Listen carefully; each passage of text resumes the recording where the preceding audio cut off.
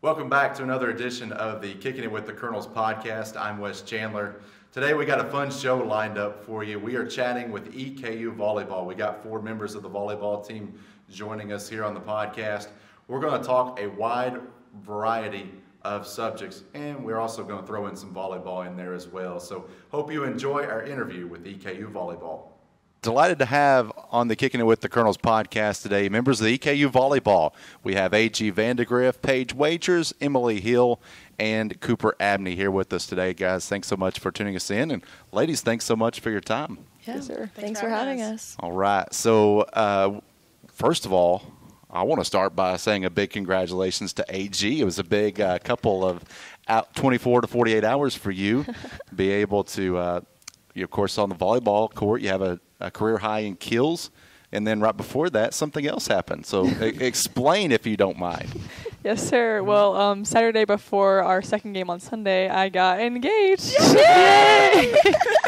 So we got to get a close-up of the ring. Yeah, you got show the bling off. Bling, bling.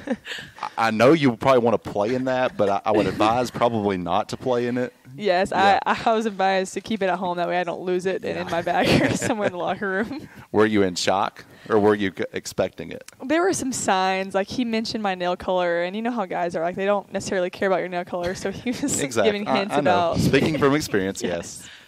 Yeah, Mm-hmm. but congratulations. Thank you. Thank you. So we're just going to have a good time here.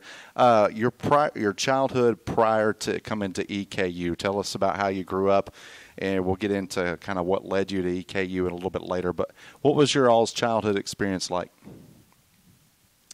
So I grew up with 2 siblings. I have an older brother and a younger sister, and both my parents played college sports. So from a young age, I was just always in the yard playing wiffle ball, kickball, you name it, we played it. And it was just a super competitive but friendly environment, and it was just a super fun childhood, just playing sports all the time in the front yard. Super competitive. Yeah, super competitive. Yeah. Always someone's coming inside in tears. What happened if somebody lost? Do you have to do like another chore or no, take the trash out tears. Or something? Yeah. Well, I grew up here actually until middle school. I was in Richmond and then moved to Lexington, and I didn't start playing volleyball until high school. So every other sport, basically, besides basketball, I never picked up basketball, which most people are shocked to hear. But, yeah, I just both my parents played sports, and I have an older sister that also she ran track at Madison Central and graduated from there. And so we're a highly competitive family as well. I think that's most athlete stories. But, yeah, so I ended up, someone was like, hey, you're really tall. You should play volleyball. And I did it, and I loved it, and quit everything else. So. And it seemed like most people, especially if you're tall, they automatically assume you play basketball. Mm-hmm. It's not volleyball. No. Wow.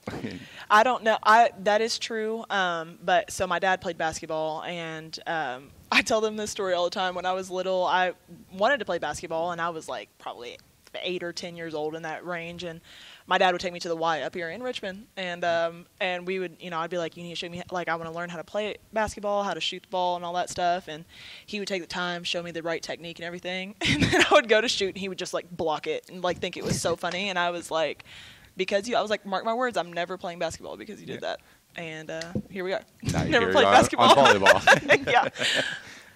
So for me, I'm like AG. I grew up with 2 siblings, but mine were older brothers. So I was always like, where are the boys at? Like, I want to play what they're playing. But it was just a lot of playing outside and just growing up in a super competitive environment. And my dad played college football, and he kind of raised all of us to just find something that we love. And he kind of always pushed us towards sports and just working hard. But my parents were always so supportive of, like, whatever I wanted to do. So I was like Paige. I picked up a bunch of sports. I played basketball, softball. I was heavily into track in high school, but I ended up having to give it up for volleyball because of just with traveling and club and all that. But, yeah, I just grew up in a super competitive family, and I think that explains a lot about me today. What was your least favorite sport? I'd definitely say I played soccer when I was really young, so I don't like running very much, but probably basketball. I only played defense. I didn't know how to shoot the ball, so. Usually it's the other way around. Yeah. Nobody wants I to just play. was like this, so. Moved on to the next Moved on to volleyball. Yeah. Cooper? For me, I'm the oldest of 2 siblings. I have a brother and a little sister. But both my parents played college sports, so just grew up playing sports all the time. My he's coached basketball at our high school for like almost 30 years now, so I just grew up running around the gym. So like for Christmas, I remember we would bring our bikes that we got for Christmas up to the gym and just ride them around. So I would say that I've literally just lived in a gym my whole life, and I love it. But yeah, we just grew up playing sports, but honestly, I thought I was going to be a cheerleader. I literally hated sweating. Like my mom, I did soccer, and I always volunteered to be the goalie because I didn't want to run. And I didn't want to sweat. And I was like, ew, Mom, like, this is terrible. And then I tried volleyball, and I loved it. And still, my family talks about how it's still a shock today that I'm playing volleyball because I hated sweating and running and all the things. But yeah, both my siblings play sports and my parents played sports. So it's just been a big part of my whole life. So did you actually like take gymnastic class or? No, I don't think my parents would ever. Well, I did like one gymnastics class, but I don't think they would ever sign me up for like a cheerleading class. Yeah. So no, I did not. But now, from a young age, I always thought that I wanted to be an NBA player. I wanted to grow up, shoot high. What did you want to become when you were a child? What was your dream job? I know for me, I was dead set on being the weather girl. I mean, the weather girl. The weather girl, yes. We traveled all the way, I think it's to the Space Center. It's either in Alabama or Tennessee, just so I could practice being on TV and pointing up to all the states or whatever it is. And I was dead set. Like, I thought that's where I was going to be on Fox News, reporting live, AG with the weather. And I was going to be up there telling them what the weather was. But obviously, here I am today. How long has it been since you practiced that? And I feel like you need to give us a little preview. Bring it back. All right, reporting live. The wheel is the state. Okay, here is Richmond, Kentucky. It is currently 65 and sunny. Here is Berea. It is currently tornado warning, so buckle up and go somewhere safe. Make sure there's no windows and you're underground. Thank you very much. Yes. Boom. Back to you. Yeah, back to you. There's a 100% chance it's already raining. That's fantastic. Paige, what about you? Oh, gosh. I don't know. I think when I was little, I was really into, like, being, like, a marine biologist. I feel like I was, like, super into that. But I don't even like going to the beach anymore. So, I'm, like, more of, like, a mountains person now, and I like the cold. So that wouldn't have worked out. Yeah, like being a vet or marine biologist or something like that. I'm in accounting now, so that just wasn't going to pan out for me. I wanted to be either a veterinarian or a doctor. I just always had like a doctor kit nearby, and I used to wear these like scrubs, and I'd have the whole shebang. But yeah, I wanted to be a vet because I loved animals. But did you always play doctor? Yes, yeah. I was always checking out my mom and my dad, make sure they were okay and healthy. So, and they always were, right? Yeah. I wanted to be a teacher. I would like go into our little play area and speak to no one and just like do my little teaching things, but no, that's not really. You were the cool teacher though, yes. right? Yeah. I actually remember I was Miss Snow. That was my name. I couldn't tell you why, but I remember it. Yeah. Okay, there we go. When did volleyball become substantial for you? When did it really start to take off and take you to the level you're at right now?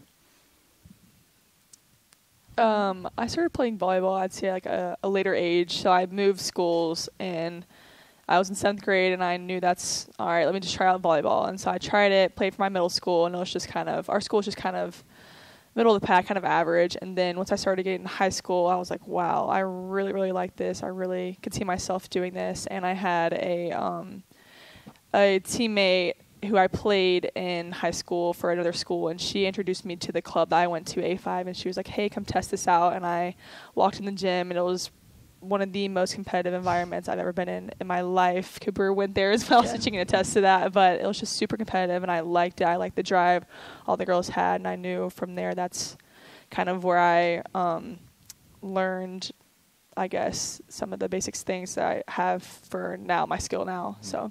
Very cool. Both Georgia girls. Mm-hmm. Yeah. For me, I think it wasn't like one aha moment. It was kind of just like small steps leading up. Like I said, I started playing volleyball at the beginning of high school. And then I was like, my friends that had been in it for a while, they were all trying out for the nationals team for our club in Lexington, and they were all like, you should try out. Like, you would make a team. And I'm like, oh, okay, well, I'll try. And then, you know, I was making like the ones team on the national team, and I'm like, all right, well, this is weird. I've never, you know. And then it just kept building. And then I think probably my sophomore year of high school, back then we were still able to talk to coaches. Like, there was no stipulation on like age. So, I mean, there was girls that were getting, you know, recruited in 7th grade, you know.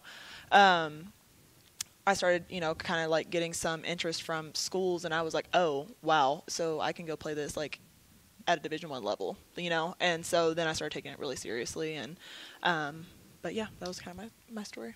Very cool.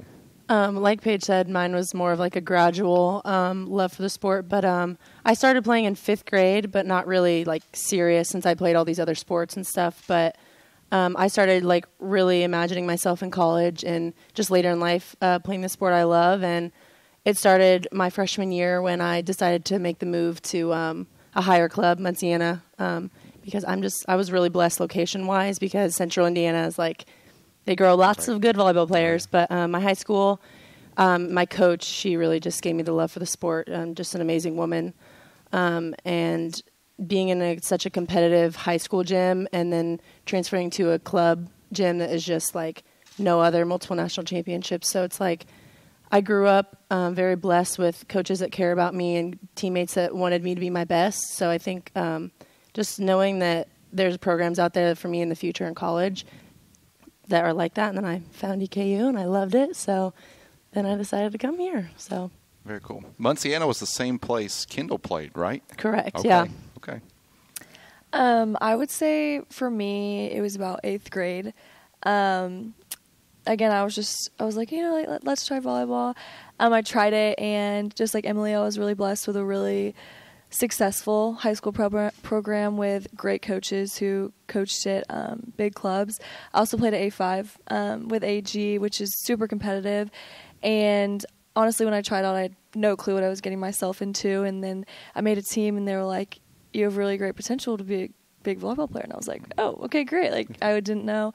But I would say, like, my 16th year, so what was that, sophomore year of high school, I made the top team at our club for my age group. And I think that's where my love for volleyball just increased, because I realized I can play big Division I volleyball at a high level, and I love to be competitive, and I just love the competitiveness that came out of the level of volleyball that I was playing. So, yeah. When you first started, what was the most challenging part of the sport? I know for me, since I guess I didn't really necessarily learn rotations until I got to club, and everyone already knew it. Everyone knew what they were doing. So I got there, and I just could not wrap my head around. I had to go from spot to spot to spot, but I didn't play each spot. I went to one certain spot, and I played middle all up until my sophomore year. So whenever I went to A5, I told them I was a middle, and they're like, you're actually left-handed, and you're never going to be a middle. So I just had to learn how to hit different sets, different tempos, different stuff like that, and all while trying to figure out that I got to somehow get from spot A to spot B whenever the ball is served. But that was just mind-blowing for me. You figured it out. Yes, eventually I got there. We have volleyball school in the spring with Jonna. We'll go over, like, in rotation 1, who goes where. But my hardest skill learned in volleyball, that's still never been learned, is how to set a ball. Can't do it. I really can't. No, I really, really can't. Like, we've been working on it. We've been working. They have been coaching me up. I started to say that you're sitting next to two good ones. Oh, yeah. They've been. I'm like, you guys, like, like, no joke. I was never taught how to do this. Like, please. I came in so late too that it was like, they were like, okay, you're a middle, like, go block. You know what I mean? Like, I wasn't in the passers group, like, learning the basics or setting or anything like that. So I'm a true middle. Just I do what middles do, and I don't do anything else. But yeah, setting, still don't know how to do it. I've gotten better, I think. It has gotten better, because when we first started doing it, like, you would like try and set it forward, it would go backwards, but but it's getting better. We've been giving her like mini lessons before games here and there. And like, my hands are so big that I can't, like, I feel like I can't get both of my hands on the ball. And That's a valid point. So then I'm like, well, okay, I'm setting it with one hand, so I'm basically like, this is not right. Emilee was like, Paige, that doesn't make sense. Like, you should be a better setter because you have bigger hands. But no. Just doesn't work out. No, doesn't work out. From a comedic standpoint, we need a role reversal. Like, you go to setting, some of your We Just did that. change We got to positions. like pull positions out of a hat in the spring, Yeah. and Ooh, like that we was just got fun. to like play whatever it was. So that was really fun. So hopefully we do that. That was sometime super cool. soon. Yeah. Emilee? For me, She's like, I was naturally good at Yeah. everything. I'm just so good. I don't know. I have things that I like want to be better at, I guess. So I'm gonna pick blocking for mine. I would just say definitely blocking. Like there's just so much that goes into it. Like I'm sitting right next to her, of course, but just like the footwork, like your arms, staying out of the net, getting tooled. Like there's just like lineups. It's very confusing. And I'm still learning how to block. Right. I'm going to blocking school by Cassie each day. So, I definitely say blocking is my hardest skill that I definitely need to improve at. So. Emilee's like, yeah, I didn't get my second triple-double to my second game. Cooper? I would say probably just since I started so late, like I had to learn the like art of setting, you could say, like quicker than most people would have to. I would just say like decision making. Like I would say setting is so mental just because our brains are going like 1,000 whatever per minute, and it's crazy because you're just thinking of like what's going on their side, but what's also going on your side and how those things affect each other. So I would just say like learning how to be a smart setter. But then also I never like learned how to serve, and I'm still working on it, honestly. No, so I would say decision making and serving is my two. One thing I notice about you two is before every match, you're more times than not the first people out there, just practicing your sets forward and back, and I really applaud that. What's something your teammates would not believe about you in high school? Put you on the spot a little bit here. Oh, wait, I think I actually have an answer Yeah, to you that. got it. You Go go for it. first because I have no idea. They could not believe I ran hurdles. Oh, yeah, I no, can't And it was believe that. decent. They I told them that like last year when I first got here, and they were like, "No, you're lying." I was like, "No, guys, like here, I went to stay here. Did you pull video? I will. Yeah, She let's literally race right did. now." She And I literally did. because Sarah was like, "No, that's not true. That's not true." I was like, "Oh yeah." Pulled it up, and she's like, And she was "Oh." like smoking everyone else in the Really? video too, and I was Okay. like, "Whoa!" I was like, "Hey, don't underestimate me. If I need to jump over something, I can." That's incredible. That's a nice little nugget. Do y'all know? Because I'm still thinking. I'm also still thinking Paige. I don't know. I think that you guys were shocked that I was a dancer. I didn't dance in high school though because I was playing volleyball. But I was a ballerina. I did I was did dance in a studio. That clearly did not pan out either because I'm not the most graceful or delicate person in the world. So I don't know, but I would say that I don't know. Cooper. I I'm like still genuine. thinking. I don't. It could go back to middle school. Something from middle school. Something. Oh, you got it, AG. I've got one. Okay, this It is just more of clicked. a fun story, but believe it or not, I ran one cross country meet, and that was my last one. Out of the Vandagriff sisters, one came in second to last. I won't say which is which, but I'm sure you can guess if I only ran one. But yeah, so that was the beginning and end of my cross country career. Just one. Just one. Yep. Just one. That's enough. Hey, at least you tried it. Yeah, I would not. Yeah. Wait, does it have to be like sports related? Or can it be No. like No. funny? I had a bob and bangs in middle school. No, you didn't. Yeah, I did. Wait, it was in middle school? I thought it was in elementary. Both. It was years. When I remember I got the bangs. You mean like bangs like? Yeah, you Oh, know when it wow. was like the trend. I mean, y'all are older than Nope. me. It used to be like a trend, like at least my school. And I was like, okay, let me do this. And my mom and I tried to like convince myself that it looked good, but it really didn't. I remember I went to school the next day, and they were like, I was like, hey, and they were like, hey. They're like, oh my gosh, I'm so sorry, I didn't even know that was you. I thought I they was had like, a new student. like, okay, yeah. So but like all the elementary school, How I had did a you bob. like play sports with bangs? Like, how did you pull your hair up? Like, you played with bangs out. Like, No, I pinned them, but it was only for like a few months. I let those things grow out, and I never touched them again. But I had a bob for like 4 years. Wow. Yeah. You got to pull pictures of that now and show them. I don't know if I got any. It was bad. How and when did EKU become on your radar to play here? well, I'll go first. I was a local kid, so Jonna actually recruited me in high school first time around. And We won't talk about that. Yeah. First time around, she was, I guess, gosh, this was prior to COVID, so it's been a long time ago. And then I decided to go to another school, and then I entered the portal, and she was one of the first coaches. I mean, I think it was like the day after I put my name in the portal, she called me up. She was like, "Hey, don't know if you still have my number saved. Long time no see. Like, offer's still there if you want to come here." And I ended up here, and I'm really, really glad I did. So I'll go next, I guess. So my recruiting process didn't really start until like my sophomore year of high school. That's also when they just like had made the new regulation that you can't recruit people out of middle school. So I got a little bit more time to just like get video together and like get a little bit more familiar with the process. But I didn't start talking with Jonna and Kendall until like, I want to say like my beginning of junior year. So Kendall's mom was actually one of my high school assistant coaches.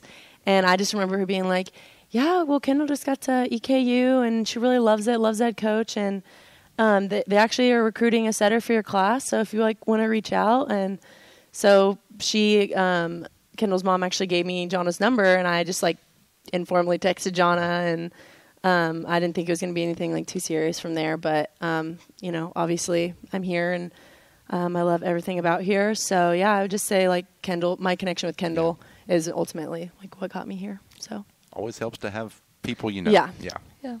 I'll go. My recruiting process didn't really start until like that 16-0 I was talking about when I made the team at A5. That's when I realized I like truly wanted to play college volleyball.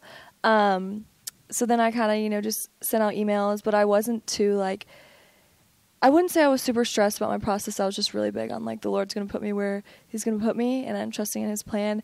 And I remember my recruiting process towards the end before I committed was like really rough. Like thought I was going to one school, and it was honestly like a heartbreak. I thought I was going there. And then literally the next day, Kendall sent me a text and was like, hey, like, I'd love to have a phone call with you. Picked up the phone, didn't know anything about Eastern Kentucky. Like, it wasn't even, like, on my radar or anything. And then I had a call, and it was just, like, I went on my visit, talked with Jonna, and I was like, there's honestly no better spot for me. I loved everything about it, and I still do. And I just knew this is exactly where the Lord wants me to be. So I'm so glad I picked here. That makes a good story. Yeah. I first came, I guess, in contact with EKU the end of my junior year, and I was at a former club. I was at Tsunami, and one of the former assistant coaches had gone in to see another girl and was actually looking across the gym and was like, who's that kid over there? And just kind of like had me in the back of his mind. And then I moved to A5, and they have like a clinic there where they can showcase people who want to be recruited. And he was looking, and he was like, wow, that girl looks really familiar. And he's like, oh my gosh, it's the same girl that I'd wanted a year previous, just wrong timing, I guess. And so that's whenever they first got in contact with me. And my dad was really big on going somewhere where you're wanted, and like you're going somewhere where they want you and you're an asset to their team. And I traveled like an hour and 45 minutes to club 4 times a week. And so Jonna would call me about two or three times a week and just talk for me the entire time. And I was like, wow, a coach who sits there and talks to me for an hour and 45 minutes the entire car ride, like that shows right. Like she wants me, she cares about me more than just an athlete. It's like she cares for me for a person, for a human being and stuff like that. So that's whenever I really fell in love with her as a coach. And I came up here for a visit, and I just knew it just felt home. It just felt right. And so that's whenever I came here. And other programs don't operate that way. Exactly. No. Exactly. She was the only coach who ever did that. Yeah. So what were your expectations going into college being a student athlete, and how have they differed from what your expectations were coming in? I thought we were going to have more perks.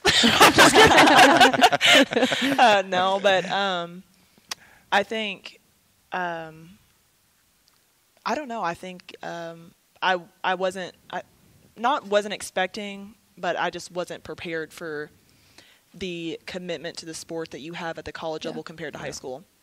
Like my high school, we still practice 6 days a week, and it was very intense there. But it wasn't like, it's not just you show up for practice and you leave and you get to go home and you have your 8-hour school day and all that stuff. It's like here we have practice and lift and film, and then we'll meet with Julia, and then we have this team event we have to do, and they're just so, and then the travel. It's just it's so much more the commitment. Like, before I came to college, I didn't think you had to really love your sport. Like, I thought it was enough to if you just want to get your school paid for, you can do that sport. Once I got here, my biggest advice to girls younger than me that are wanting to come to college, make sure you love this sport, because you're going to live, breathe, eat, die this sport. So if you don't love it, you're going to be miserable. So that was my. With the work ethic you all put in, it's basically a full-time job. Yeah. Yeah. I would say I'm kind of the same as Paige. I think looking at it at an academic standpoint, it's just a whole, like, another caliber. Like, in high school, I could study for an exam the night before and, be fine. Right. But it's just not the case with college and being an athlete, especially with traveling and, all the time that we're in the gym, just finding the time to just sit down and do your schoolwork, which is why you're here.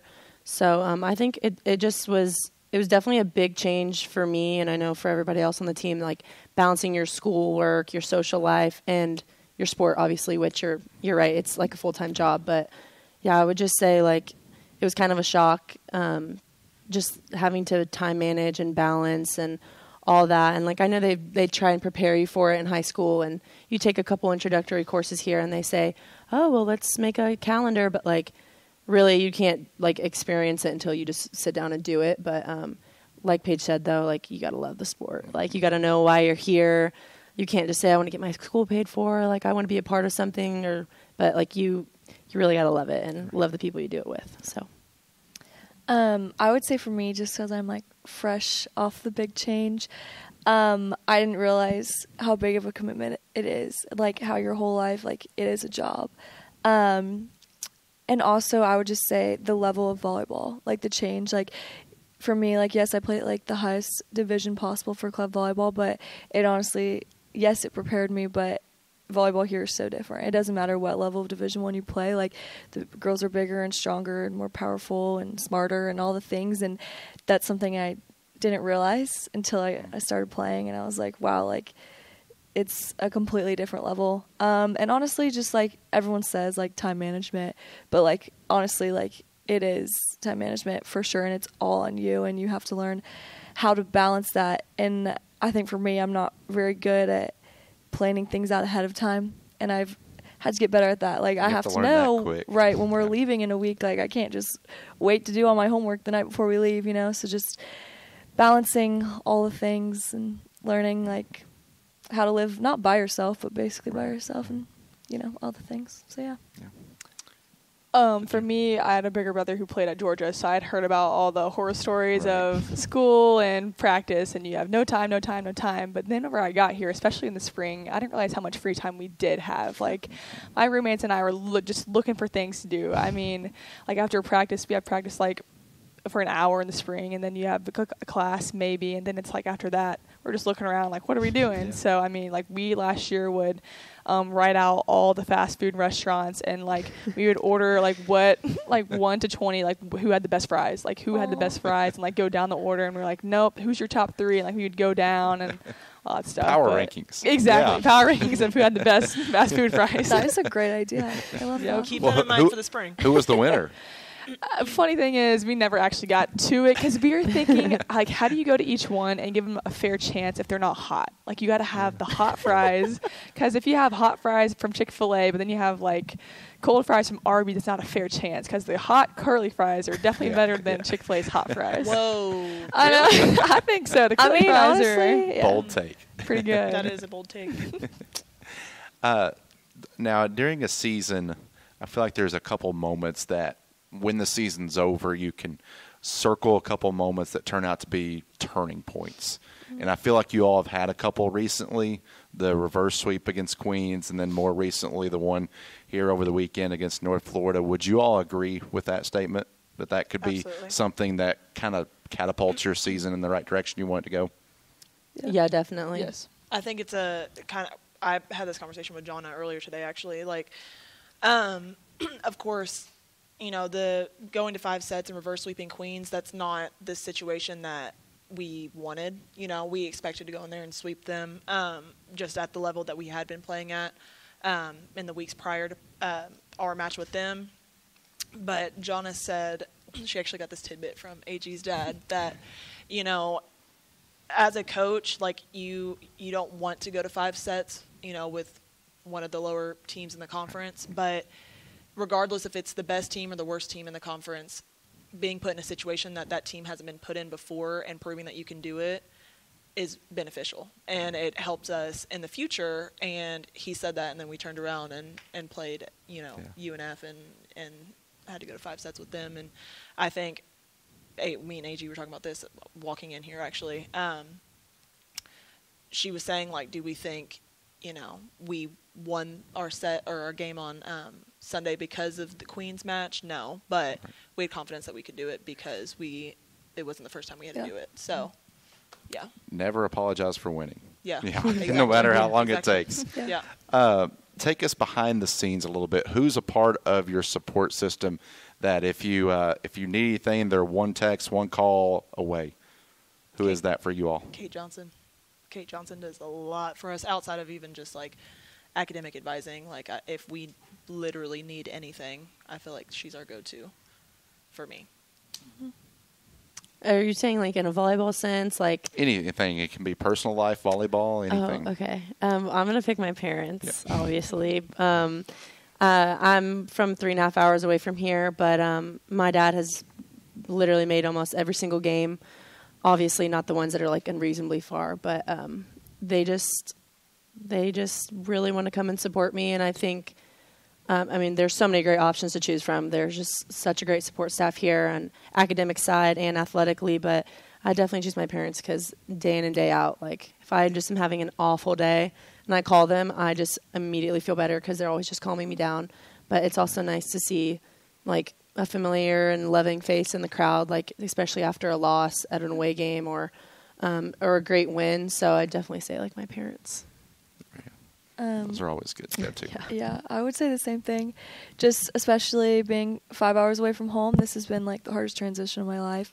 So just learning how to navigate that without my parents and my siblings, because we're really, really close. So I would just say my parents, especially my dad. He's just been that person that's been there for me through everything, like life and sports-wise. Like he's a coach, so you know his advice always helps me, and he's always looking at like a father side, but also a coach side. And just whenever I call either of them, they just always brighten my day or my mood, or just bring me back down to earth and are like, Cooper, like it's one bad practice, you know, or something like that. But I would say my parents too. Mm-hmm.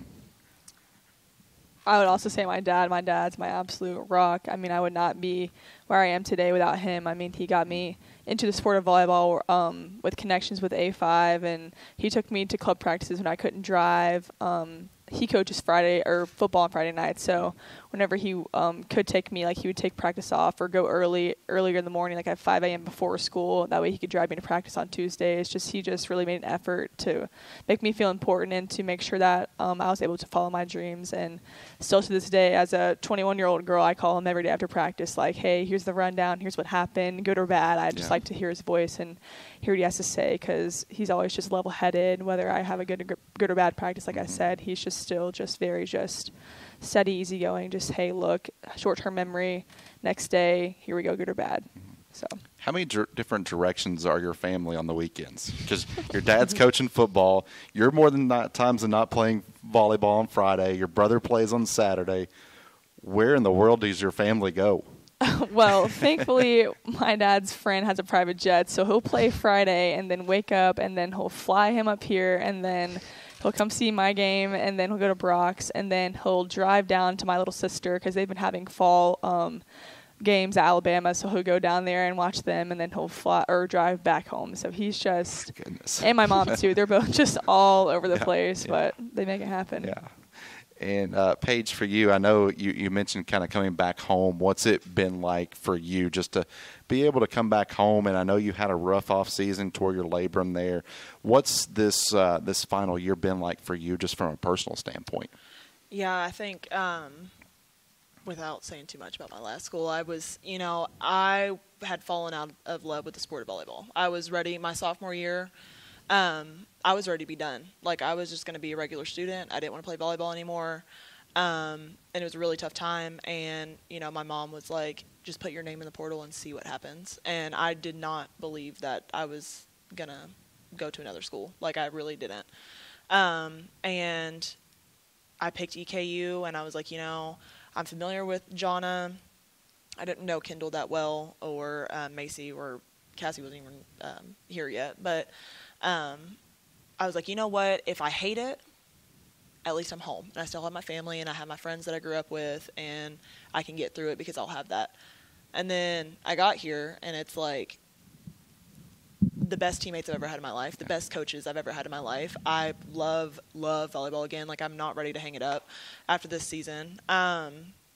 So it's completely this past, I guess, year and a half, 2 years now that I've been here. It's just, I've done a 180, I think, just falling in love with the sport again. And I enjoy waking up and going to practice every day, and I was not that way in the past. So it's been a really, really good change for me. I think your teammates are glad to have you too. Yeah. Yes, very. What did you learn about yourself through that injury this past year? I know because sometimes when you're on the sideline, you learn a little bit more from a different standpoint. Oh, yeah. I think I got here and loved my teammates so much that it was almost like a crutch. Like, I had to do everything with them in volleyball and outside of volleyball. I didn't want to go anywhere or do anything without them.